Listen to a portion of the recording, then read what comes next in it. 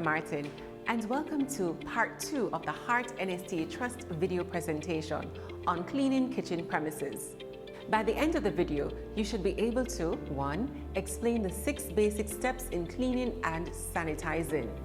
2. Discuss at least 6 basic principles you should consider when carrying out cleaning activities in an establishment. 3. List the components of a cleaning schedule. Throughout the video, you will be exposed to the following employability skills: plan and organize activities, improve own performances, and attention to details. In our first segment, we'll discuss the processes of cleaning and sanitizing. All employees in the hospitality industry have a responsibility to their employers to help to clean and maintain the premises. Here are 6 basic steps in cleaning and sanitation. Pre-clean. This process involves sweeping, wiping or scraping and pre-rinsing with water. Wash. This process requires you to use hot water and a detergent to remove surface grease and dirt. Do not forget to soak if you need to. Rinse. This is where you rinse off to remove loose dirt and detergent foam. Sanitize. This step requires to use a sanitizer to kill or reduce the numbers of microorganisms to a safe level. Final rinse. This is done only if the sanitizer used requires it to be removed by rinsing. Check manufacturer's directions prior to doing this. Dry. You can either allow to air dry if possible or simply use a clean cloth to dry. Remember too that equipment and surfaces should be dried before reuse. The following are also basic principles you should consider when carrying out cleaning activities in your establishment. Always start from the top to the bottom. Use weaker products rather than strong ones in the first instance. Remove the dirt, not the surface. Control dirt and prevent pests. Always work with health and safety principles in mind, and always check the cleaned area before leaving. Use disposable cleaning cloth.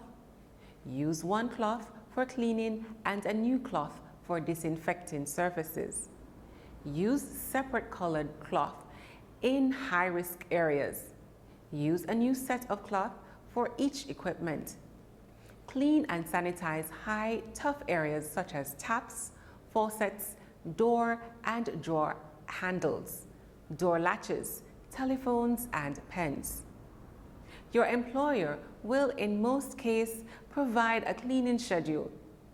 A cleaning schedule is a documented plan listing the different equipment in your facility, the cleaning tasks required for each and when they should be carried out. Cleaning can be done immediately after completing a task, at the end of each shift, after using a tool or equipment, daily, weekly, monthly, or quarterly. You may not always be required to develop schedules, but you must follow them when they are in place. Any cleaning plan or schedule has to take the following areas into consideration: chemicals and equipment to be used, safety factors, staff training required, time frame or frequency of cleaning, cleaning procedure detail, and floor plan. Here is a sample master cleaning schedule. You'll recognize that based on the master schedule, you will see the equipment or area to be cleaned, which is in the first column, then the cleaning task, which is found in the middle column, and lastly, the frequency, which is in the last column. Frequency speaks to the different times you will conduct your cleaning activity.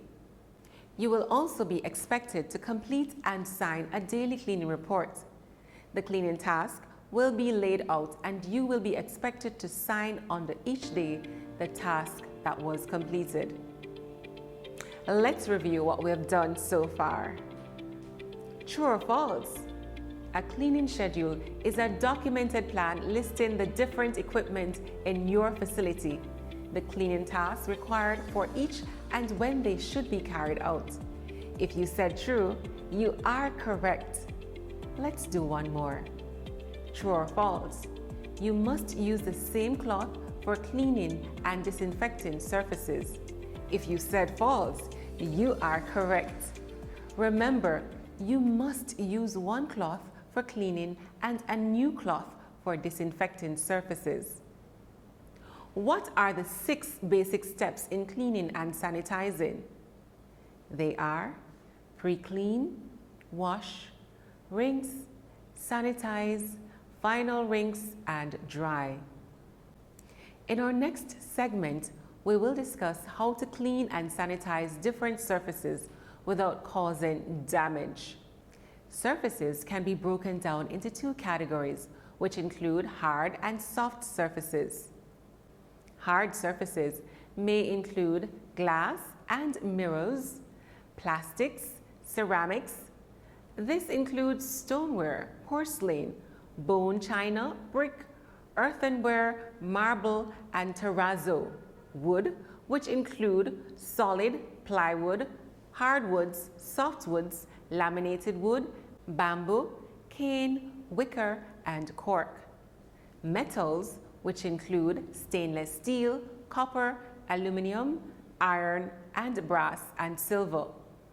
Soft surfaces speak to natural and synthetic fibers, which may include vinyls, synthetic leathers, drapes, and soft furnishings, wallpaper coverings, carpeting, and leather. Let's look at some considerations when cleaning a few of these surfaces. Steel surface. When cleaning steel, do not use steel wool or use chemicals at unrequired concentration. Iron surface. Cleaning an iron surface requires careful thought.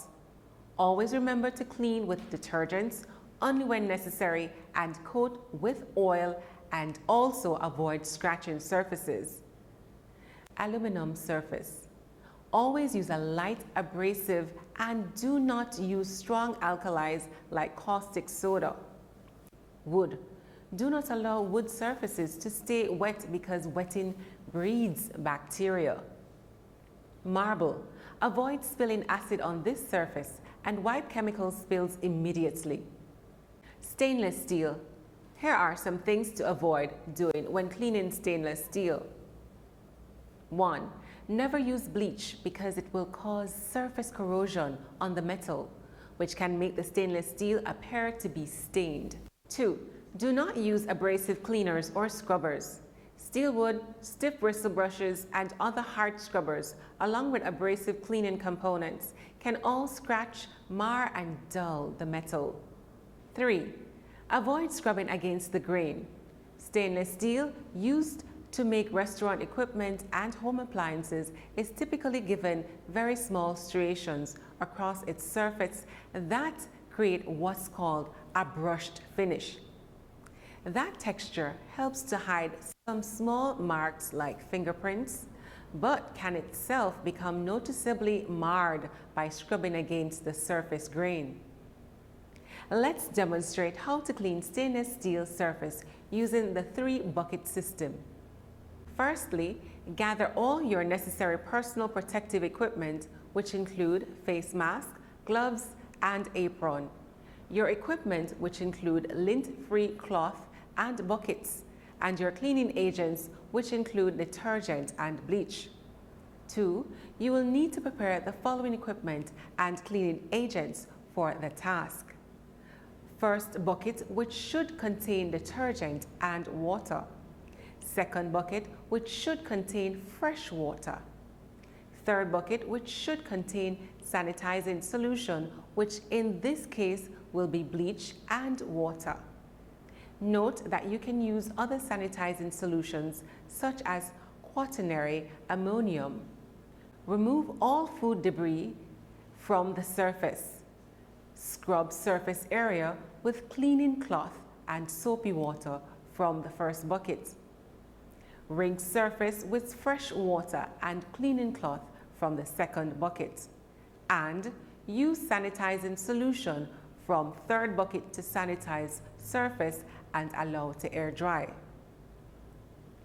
Note that there will be times when an accident may occur while handling a chemical. It is therefore the responsibility of your employer to provide you and your colleagues with first aid procedures so that in the event of injury, help can be rendered quickly. Ensure you have your first aid kit handy. In order to follow or develop first aid procedures, you must understand the purpose of the first aid, which are to save life, prevent further injury, minimize or prevent infection, and promote recovery. A first aid kit is a necessity in any facility. It may include Band-Aids, assorted sizes, bandages, crepe roller, triangle, gauze, cotton wool swabs, and pads, Kafanol or children's aspirin, Savlon, Dettol, antiseptic ointment, disposable gloves, rubbing alcohol, smelling salt, thermometer, and scissors. Let's review what we've done so far. What are some things that should be in your first aid kit? Did you say Band-Aids, assorted sizes, bandages, crepe roller, triangle, gauze, cotton wool, swabs, and pads, Kafanol or children's aspirin, Savlon, Dettol, antiseptic ointment, disposable gloves, rubbing alcohol, smelling salt, thermometer, and scissors. Way to go! Let's do another question. True or false? Surfaces can be broken down into two categories, which include hard and soft. If you said true, then you are correct. Keep up the good job. Let's do the final one. True or false? All surfaces should be cleaned the same way. This is false. Always remember that different approaches should be used based on the type of surfaces being cleaned. The employability skills covered in this unit were plan and organize activities, improve own performances, and attention to details. Thank you for watching part 2 of our Heart NSTA Trust video presentation on cleaning kitchen premises. I hope that you found this information useful. Until next time, I am Erica Martin.